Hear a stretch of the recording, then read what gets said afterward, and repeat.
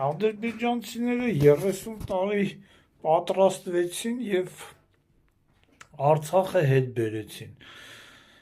Եթե ուզում ենք մենք հետ բերենք Արցախը, Ղարսը, Վանը, Կիլիկյան, մենք պիտի պատրաստվենք այնքան, ինչքան անհրաժեշտություն դրա կա։ Սա լավ օրինակ էր, որ մեզ ցույց տվեցին։ Դրա համար ամենակարևորը պիտի կայանանք որպես պետություն։ Պետություն կայանալու համար պիտի պետական ինստիտուտներ ունենանք, հոգևոր աշխարհը մեր կրոնը, հայ առաքելական եկեղեցին, պիտի ոչ թե ծառայի այլ երկրներին, կոնկրետ Ռուսաստանին, որին ծառայում է 1853 թվից սկսած, այլ պիտի ծառայի հայոց պետականությանը,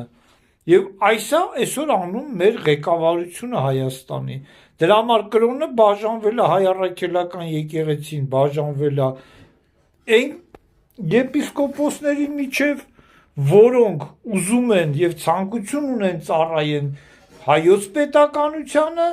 և այն եպիսկոպոսներին, որոնք չեն ուզում զիջեն, որտև իրանք, սենց ռուսերենում ասեմ, այդ կառմուշկից օգտվում են։ Նույնը վերաբերում է քաղաքական ուժերի։